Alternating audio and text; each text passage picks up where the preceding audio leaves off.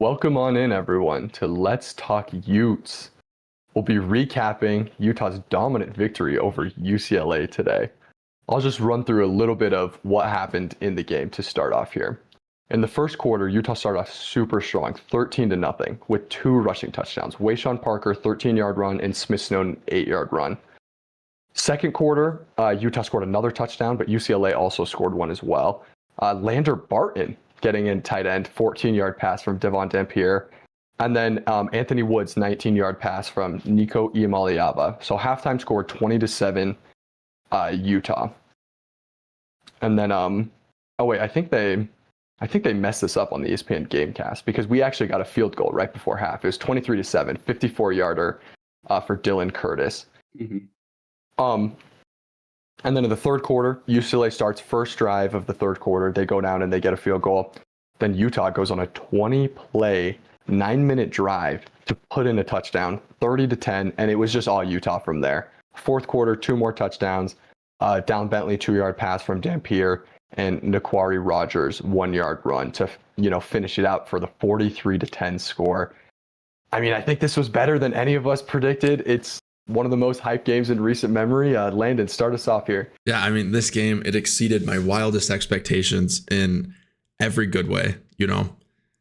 I was already comparing Devon Dampier to Kyler Murray before the season started. I was kind of doing it as a joke where I was like, oh, haha, Kyler Murray.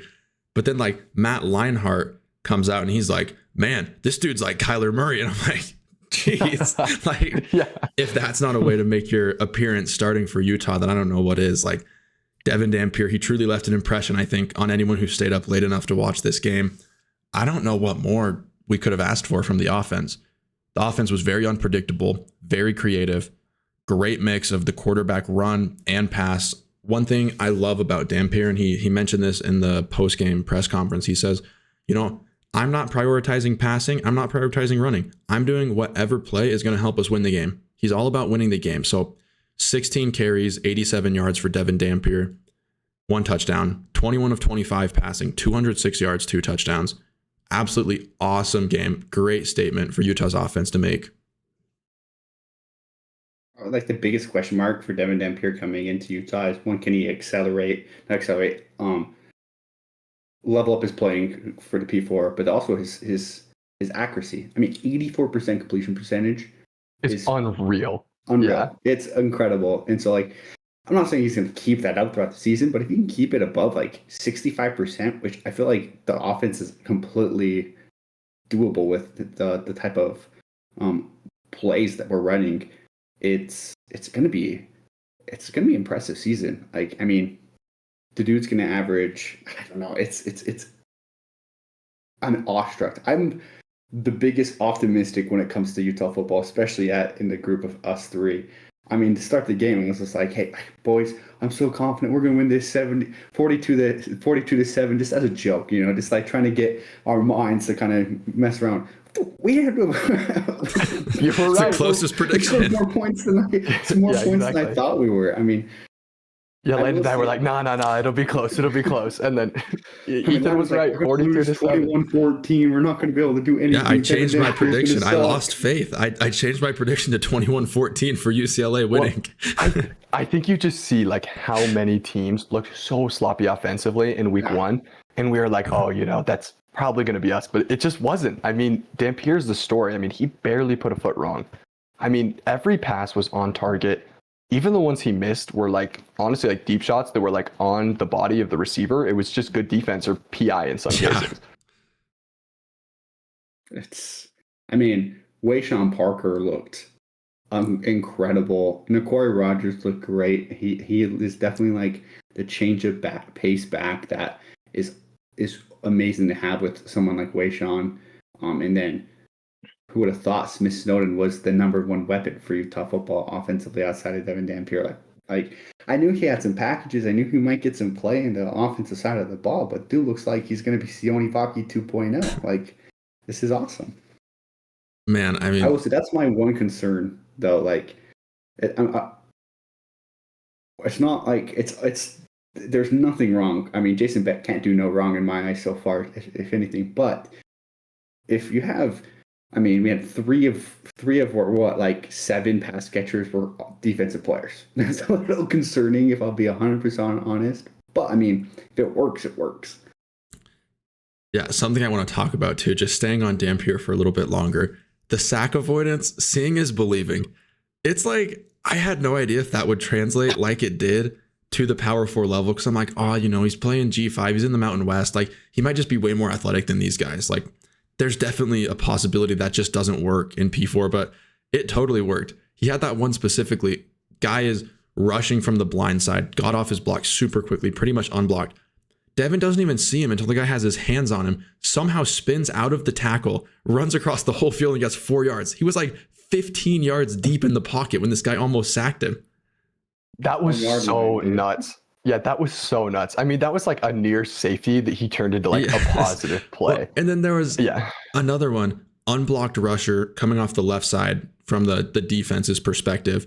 Devon just steps up in the pocket. The guy goes right past him, then just runs immediately for like 10 yards. I'm like, this is ridiculous. I can't even imagine what I would be feeling as a UCLA fan, having to deal with that the entire game with 16 carries.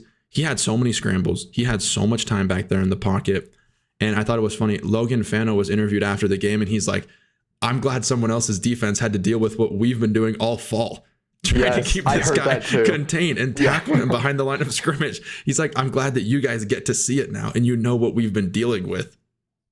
Yes. Oh, I mean, the poise from Dampier was crazy. I mean, that was like the best of what we saw from Rising, like poise wise. Like he was completely in control. He was not off. He didn't make any mental errors. There was nothing. Like it was flawless. And I think that running the 16 carries, that is the perfect amount for a game like this. P4 game on the road, 16 was perfect. I know some people complain, took a few big hits. He probably should have slid a couple of times. But honestly, like that usage is perfect. Like he'll run less against Cal Poly, he'll run less against Wyoming. But for this specific game, it was so good because it made the threat of the run and the threat of the pass so much greater, in my opinion. I mean, that was another thing, like, I think that we were nervous about. It's like, oh, can he handle, like, that nerves being first P4 start in a hostile environment in the Rose Bowl? I mean, I wouldn't say hostile. Not super hostile. Yeah. In an environment. In an environment, exactly. Not a lot more red than probably a lot of people were expecting in a road game. But he handled it so well. I mean, it was a quiet game fan-wise, but, man, it's impressive to see him go in there and just be able to handle like he's been there. It's impressive. He is one incredible player to watch.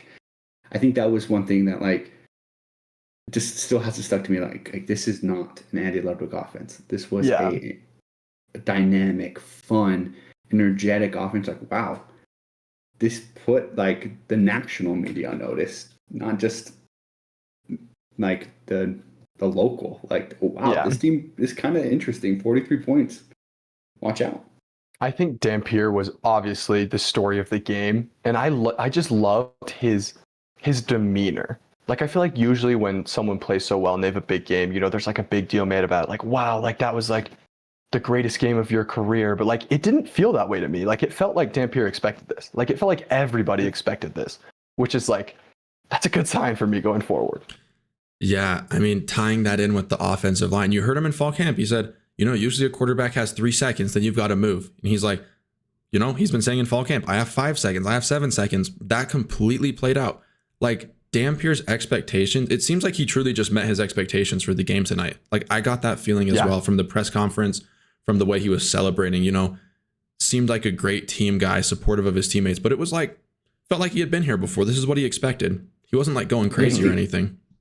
If anything, he seems somewhat disappointed. He's like, I have room to play. Like I have to adjust to having so much time. Like he was kind of criticizing himself in a way, and I was like, dude, you just dominated. Like, what are you doing? But I mean, it shows that the dude's humble and he's able to like handle that pressure, which is exactly what you need to be able to succeed. But yeah, my last point about the Utah offense, at least for me, the offensive line was as advertised. I had my doubts because it's all the same guys from last year, and we scored 23 points a game last year and had one of the worst rushing offenses. But dude, you truly just needed a new offensive coordinator in a quarterback and receivers that can actually pass. And the offensive line truly reached its potential. Like, dude, I think you guys all remember on that goal line sequence, one of them for Utah after that, 21 play drive. I've never seen defenders like you visibly can see them like gasping for air. Like Utah was not Yes. subbing. They were just running Yes. over and over. Like you physically saw the effect of an offensive line just leaning on a defense for 5, 7, 9, 10 minutes on the field. And I thought that was, what more could you ask for from an offensive line? Oh, nothing. I mean, that was a coaching masterclass. Beck knew exactly when to sub, when not to sub, especially at the end when he was going in that big package. He knew, I'm not subbing. These guys are dead tired. I'm not letting UCLA get fresh bodies on the field. Honestly, a coaching masterclass from Beck. I mean, he knew A+. the thing that I love about Beck as compared to Ludwig. Ludwig had his system he wanted to run. Beck, I feel like, understands what his players are good at on such a deeper level that he tailors his offense to like the personnel he has, whereas the people in Ludwig's system had to get tailored to that system. And I just feel like it's such a breath of fresh air. I completely agree. I mean, talking about that heavy package in the red zone, I mean, I felt like every time we brought that out, it wasn't just a one and done thing that this is 100%, this exact same play is going to happen every time. It's going to be hand off to Rodgers and up the gap. It wasn't. I mean, he did that twice, back-to-back times, every time that came out. And then in the red zone, did it once, twice, and then that slipped to Down Bentley for that touchdown in the third quarter to cap off that big drive. I mean, was that, well, I don't know if it capped up, that was the one that capped off the big drive. That was, I believe, yeah. No, the big drive was the fourth down Dampier run into the end zone. Remember? And then the other one in the fourth quarter was the Bentley who slipped from the heavy package. That slip, I mean, that was a master class play design. I mean, you set that up all game, every single game. Same thing with some some jet sweeps that we had. Set them up to a point where you can kind of expose the over adjustments that the defense is going to make, because they think the same thing's going to happen, which is something that like we never do with Andy Ludwig. Oh, Nate Johnson's in the game. He's 100% getting the ball. No matter what, Nate Johnson was going to get the ball with Andy Ludwig if he came into the game. Because it was package players and not like actual offensive players. I even love that with Smith Snowden too. Yeah. Snowden played a lot and he didn't get the ball every single time he was on the field, which is good. You don't want the defense to know exactly what's coming. Yeah. Which I thought was interesting, first of all. Well, I mean, if he's effective on offense, I mean, this reminds me of Vaki. Like, I thought Vaki should switch off the whole time. Like, if he's that effective on offense, I think he's more valuable on offense than defense, to be honest with you. Kind of speaking about defense, I mean, there was a little bit of concern for a little bit at the beginning of the game. I mean, UCLA at the start, that first drive, we got lucky with one play that it kind of busted coverage that Nico overthrew on the guy. I'm concerned. Like, have we heard anything about why Robert Evans wasn't playing, or what's going on with him, or anything like that? Because that's something that like I was interested, because I thought he was going to be one of the star guys on the defensive side of the ball.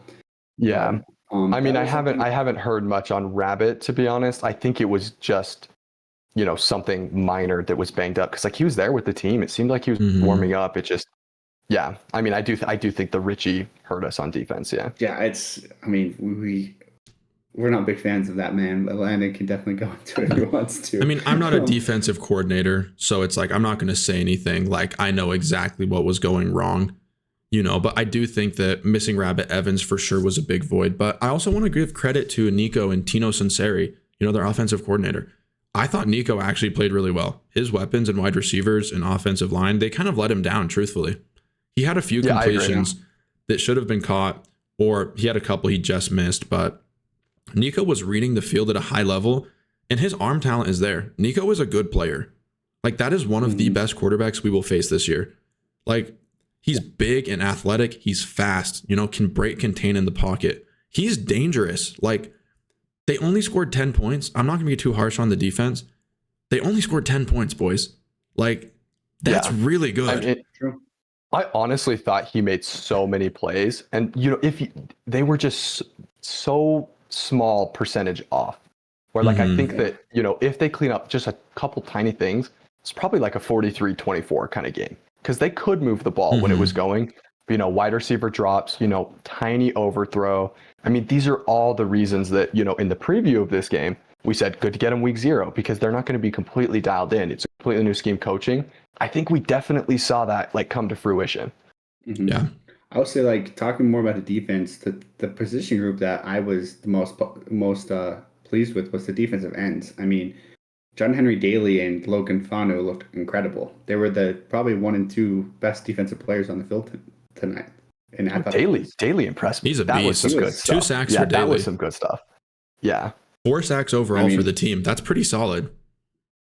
There was one, like, I will say, to highlight one other player. I mean, before, and then we can go into more depth. But there was one play where Nico was escaping the pocket, and then Jonathan Hall was with the running back out there. Then Nico kind of made a move, and Jonathan Hall guarded him. But then Nico made another move. He went back to it was just like dude was out there guarding 3 different players in one possession and made an incredible play to hold them to like a yard. And I was just like, that's the best middle linebacker in the conference, dude. He looked incredible too. Yeah, I mean, talking a little more about the defense, I was actually pretty happy with the defensive tackles, especially with Dallas Vakalahi, someone who's projected maybe to play the most snaps of any DT, not being able to play for most of the game due to what people are saying is a minor injury. He should be back, but Carson Kafusi got in there. He got a sack. Good performance from him. Like Pupu Sepulona, I think that there's a lot to be excited for. And we kind of talked about this during the game. It did feel like sometimes Nico could escape the pocket or they could get past the first level running, but that linebacker core was right there to plug the gaps. They didn't have an explosive rush other than Nico breaking the pocket, which is kind of, that just happens. But I was pretty happy with it overall. I mean, even on the defensive end, we got to see Lance Holtz claw a bit. He made a good tackle, kind of chasing down a running back from behind. Cash Dillon, he played pretty well. He got a few snaps. Yeah. I honestly think that like teams that don't have a quarterback that can like break the pocket like that are really going to struggle against us. Like if you don't have at least some element of the legs, it's going to be a long day on offense for you guys, I think. But I agree about the defensive tackles. I think the highs were really high. They'd stuff them at the line or even a 1 or 2 yard loss. And I think there was some inconsistency there, which I think was to be expected, just with young DTs where multiple true freshmen playing, where UCLA would be able to break one for 8 or 9 yards right up the middle. That's just that'll get smoothed out with time. I thought that, yeah. Well, yeah, it's like, I mean, they get past the defensive tackles, but then the stout linebacker room was right there, which I just thought that was the concern. I think that was awesome to see, like, what we were thinking that might happen. Where, I mean, the DTs may have struggled slightly in some of the run games, but then the linebackers came into Mooney with some incredible hits. Barton looked. Oh yeah, do you remember that one hit? Mooney's awesome. That was like a truck stick. That was awesome. Mm-hmm. Yeah. Yeah, I mean, UCLA, looking at the stats, they only had 84 rushing yards the entire game. Nico was their leading rusher with 13 carries. That's pretty heavy usage. 13 carries for 47. That's not like crazy production or anything. Yeah, it just felt like every time they had like a third down or like, he broke it and got it, like 3rd and 4, like it's like, I swear, like 4 times converted. One thing that I want to mention on both sides that I think was key to this game was the 3rd down conversion rate. Oh, yeah. I think that Utah was 14 of 17. 14 of 16. Down. 14. Wow, that's even better than I thought. Yeah. And UCLA was, let's see, 2 of 11, it says. Yeah, that is unreal. And I mean, Utah, honestly, like, I think that is repeatable, is what I'm going to say, because all those 3rd downs were like 1, 2, 3 yards. Like, they were, yes. Utah was, like, there was very rarely a time where it was a 3rd and long. I think the longest we got was like 3rd and 8, and then Dampier was able to. I think it was a scramble to get it. I can't remember. Oh no, it was a play to Smith Snowden where he got it. And I think Smith Snowden got a 3rd and 9 one time, I think, and I think that was the longest 3rd down we even faced.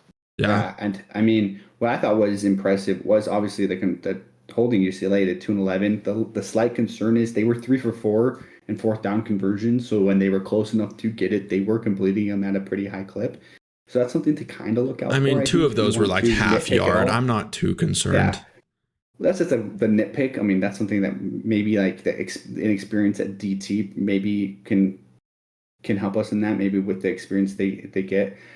That's one thing I think we noticed was when we did get pressure, it seems like we were getting so deep. We were getting a little too deep where it allowed Nico to step up in the pocket and go scramble for those 7 yards. I feel like that will get cleaned up throughout the season. That's just like experience. Just slight nitpicks that like I noticed. That the team got better at that throughout the game as well. They did. Yeah, it's just experience because I remember when we did that against Florida, and we'd go too deep and Anthony Richardson would just run right past us. I think it was similar today. I don't expect that to be a huge issue going forward. I really do think that was, one-time thing. That's good. That's a good thought. But yeah, I mean, we have to bring up Trey Reynolds with the pick with the interception for just to kind of start seeing the first ever turnover for Utah for the 2025 season. I mean, that was just the typical Morgan Scalley creating a turnover, bringing in pressure, and the quarterback having to do whatever he could to avoid the sack, just throwing it in that right place, right time for Trey Reynolds. I thought we were going to get our pick 6 out of the way in week 1, and I was like, so please. Yeah, that would have been incredible. What is it now, 22 seasons in a row, or is it, that would be this year? It's over 20 for sure. Crazy. Yeah. Something else I want to talk about, 493 total yards for Utah compared to 220 for UCLA. I mean, what can you even say at that point? Like 493 yards is elite production. That is like, from a viewer perspective, from a fan perspective, that's everything you want to see out of your team, out of your offense. It's such a dynamic team, honestly. I mean, I honestly can't believe it, but like for the first time in years, I honestly would say the offense is better than the defense. And the defense looked pretty good too. Like awesome. Like yeah, I mean, it's hard to even believe looking at these stats. 493 total, 14 of 16. And Utah put up these numbers without many like super explosive plays. It's not like we even had like an 80-yard rush or something where the defense was just totally busted. Like this was just consistent moving the ball by like 8-yard chunks of play. It's just, It's really crazy. Time of possession, people think you have to play super slow to have the best time of possession. Utah was snapping the ball with like 20 seconds left on, the play clock every single time. Utah had the ball for 37 minutes versus 22 for UCLA. That's dominance. Yeah. That is so much more time of possession. Like, truly, I mean, pretty clean game as well. Only 3 penalties. Not bad for game 1 at all. 0 turnovers. Yeah, and I'd argue if you want to win the time of possession battle, put together a lot of scoring drives. That'll do it for you. Mm-hmm. Another thing, too, is like time of possession doesn't win you the game. How many points you score win the game, but it definitely is an advantage when you can wear their defense out with time of possession. Especially with the offensive line that we have, just premier athletes in that room. For me, I think the standout is just 8.2 yards per pass is just awesome. I mean, I felt like we could get 7-8 yards whenever we wanted. And so like when it was 2nd and 10, sweet, let's just go get 7 yards right now and be 30 manageable. It was just one of those situations where it's like, wow, this is a breath of fresh air that, I mean, I never would have thought would see for Utah. This is kind of like the team I was expecting a little bit last year when it comes like to be able to do whatever we want offensively. And I mean, obviously that was not the case. And this is something that's like, wow, this is. Yeah. It's just, you can't put it into words. It's so exciting. Something that I want to bring up that I think is interesting is we really didn't have very many, like Landon said, we really didn't have very many explosive plays. Really, the one throw to Merriweather that was like near a TD was our explosive play of the day. I think everything else was under 20 yards. I honestly think that was a game plan thing. I think we knew that UCLA was really weak in the front 7 after losing everything. And so they said, they cannot stop us there. We're just going to take that short stuff every time. Everything we threw was short, ran a ton, and we just took our 8 yards of play. I think that'll change. I mean, just because we didn't create explosive plays today, I have faith in this offense that we actually can, because we did throw deep a few times and we were so close to connecting on even more of them than the one we did. I honestly think the next 2 games we're gonna throw quite a bit. We're gonna create some explosive plays. Well, there's at least two passes I can think of from Dampier that were right on the money. One was the PI that Merriweather happened, where it was just smart play by Dampier. But then there was a Jackson Benny, like probably a touchdown. The Yeah. dude just was the defensive player was just hugging him. That ended up being a non-PI call, which was a little frustrating. But again, can't really complain when you're up. Yeah, that was the I think we're up like 17 at that point. only drive Utah didn't score on, not counting the one they kneeled it out. Was that one with the Jackson Benny? That's the crazy, potential missed actually. PI. What was Utah? 7 of 9 on scoring drives? They had won 9 times. They scored 7 times, 6 touchdowns and a field goal. Mm-hmm. That is unreal We production. were 6 for 6 in the red zone. Wow. The efficiency is so crazy there. That is actually insane. 7 of 9 scoring drives, and one of them was a kneel down at the end of the game. And we got to talk about that big field goal from Dylan Curtis, true freshman, coming in hitting a 54 Showed the leg. first field goal attempt. That was nice. Yeah, I mean, honestly, after missing an extra point, which was not his fault, that's due to terrible snap. Yeah, the ball barely got down in time for him to kick that extra point. That was like really strange. Mm-hmm. But talking about some of the weapons for Utah on offense, I think a lot of people were kind of surprised by the names they were seeing, like Smith Snowden, Lander Barton getting big play. It was like Tobias Merriweather and Larry Simmons not getting as much play as you'd think. But man, I do think the people that touched the ball, they looked really good. And this is kind of a smaller one, but I want to focus on that one run that Hunter Andrews had. He looked so fast and he was so hard to tackle. That was insane. I expect to see his role expand truthfully. And then, dude, shout out JJ Buchanan. 3 receptions, 29 yards.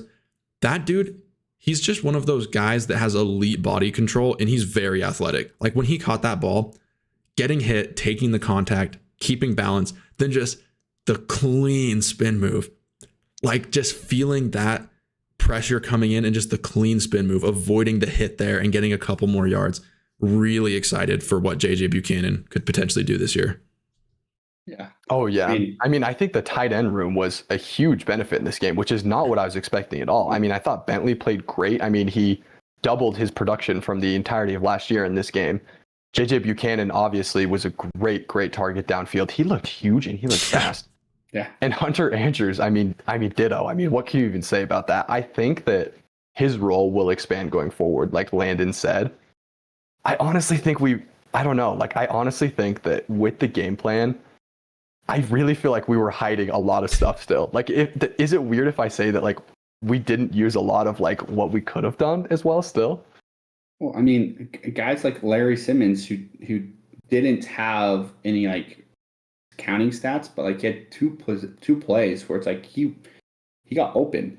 He slipped in the he robbed zone. himself of that, to be honest. Yeah, slipped in the zone, and then he out of bounds. Definitely thought he reestablished himself. We were all very confused on that situation, but he looked like he was creating some separation. Tobias Merriweather, like when he was in the game, he was being used as a run blocker, which I thought he looked impressive then. But when he had a few targets, I think he had 2 total, one with the PI and one with the big 36-yard down the field. I think he's going to be utilized a lot more. I mean, I would be shocked if it's just someone that's not going to be utilized with his skill set being 6'5" and is pretty athletic. And I would say, like, I gotta apologize, man. Down Bentley, like, I wasn't familiar with your game. I thought he was one of the most overhyped 2 receptions, 15-yard tight ends of all time. But then came out and showed out. I was deeply impressed with what he did. He was the safety net that Dampier needed when the deep routes weren't open, and he hit them, and he was had sure hands throughout the whole game. Didn't drop one ball. It was really good seeing that type of production from the tight end room. When, I mean, historically, the last 5 years, Utah, that's been a really big key for offense. Yeah, I think I still expect probably Hunter Andrews and JJ Buchanan to get more yards and receptions overall than Dallin Bentley. But I do think Dallin Bentley will be a good target, especially like the safety valve check down for Dampier. I think we saw that a lot. I just want to say, dude, shout out Jackson Benny on the offense. He looked so fast, and he had 1 reception for 17 yards. That route and catch was actually elite. In his movement after the quick cut, I see a lot of potential there. This is going to sound crazy. I wouldn't be shocked if in the top 2 leading receivers for the team at the end of the year. He looked I that wouldn't good. either. Like physically, he's a guy, you watch him, that dude can play. Oh, for sure. Yeah. I mean, I think that using him all around the field, like it's clear how much the coaches love him. Mm-hmm. We targeted him a lot. I mean, he's going to get involved. I think he'll have a big day the next couple weeks as well. I do think the next couple weeks we'll get the receivers more involved. Well, and then just continue to talk about him defensively. I mean, he had that one play on Mikey Matthews where he was sticking with him. That was the Mikey Matthews calling card is his speed, and Jackson Benning was right with him the whole time, ran his route for him, and it was excellent coverage. I mean, that's just something for a sophomore that had very limited playing time last year to come out and produce on both sides of the ball is impressive. Same thing with, I mean, we can talk about Lander, Smith-Snowden, having 3 guys 2 ways is so cool. I think this is like the first time in like, what was it, since like 2015 that 2 defensive players had 10 plus snaps, scored offensive touchdowns as well. I think the last team to do it was UCLA, which I thought was pretty funny. That's again, like I said at the start of the like the reaction is that like that's a little scary to like. I hope that's not like, I don't know, because like I trust Beck at this point, so it's like if that's what's going to happen, it's going to happen. But like I want to get the offensive guys a little bit more reps. But like Tanner said, I think that's going to happen next 2 weeks. Yeah, Utah 30 first downs in this game. It's like that is a huge total. I mean, I feel like last year we had games where we had like 6 first downs. Yeah, like it was sub 10 for sure. Multiple games were sub 10.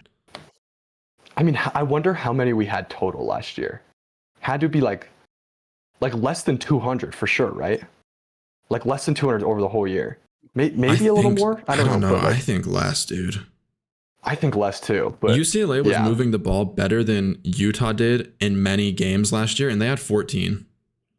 Still not that high. And they were moving the ball decently at certain points of the game. Like definitely better than what Utah had. Yeah. What else do you guys have? I think we hit everything, and it was a fun game to watch. They were good. And I think Utah, and especially Devon Dampier, they put the country on notice. Like I know that like betting markets can be pretty reactionary, but Utah is the solo favorite right now to win the Big 12, which it really feels like people were just waiting to see what this Utah offense looks like. And as soon as it verified, like, okay, they're good. People, especially the betting markets, are just completely buying in on this team, which I don't disagree with. This team looked extremely strong. I don't think UCLA is a great team. I won't be surprised if they miss a bowl game, truthfully. I think that 5-7, could be their future. I think they could improve as well, though. They have a relatively workable schedule in the Big Ten, but dude, this is a huge statement win for Utah. Yeah, I totally agree. I think Utah, when the next AP poll comes out, will be ranked. I think for sure they'll be ranked. I honestly think they'll be ranked like number 19 or something like that. It's a very good spot. Yeah, I mean they looked great, and I mean, outside of even the statistics of the game or the key stats, just like the emotions of how much fun that was is something that I'm desperate for. Last year, even in wins, it was like that game was like kind of like sucked. Like it was so boring to watch. Like even if we win like 14-10, it's like what was the point of that really? Like we obviously love Utah. It's our favorite thing. Utah football is our literally favorite thing to watch ever. So like we're always going to be happy whenever they play and whenever they win. But it was just so crazy just seeing what Utah was doing here. The joy everyone was feeling. It really felt like we were coming out of the darkness after a couple injury-prone years. I mean, the Logan Fano gave us a little scare at the start of the halftime, going out into the locker room before the second quarter finished. Like, oh my gosh, it's happening again. What's going on, bro? You looked so good. Now you're going to the locker room. Luckily, obviously, nothing's going down with him. He's coming back. He's looked great at the rest of the game. But I think Devon Dampier and Smith-Snowden both hit on the hammer right on the nail right on the head with their post game interview saying like this was a statement for us. Like we wanted to show out, we wanted to show the media like this isn't last year's team. Devon Dampier said like last year was last year. Let's go show them who we truly are. And I just love that mentality.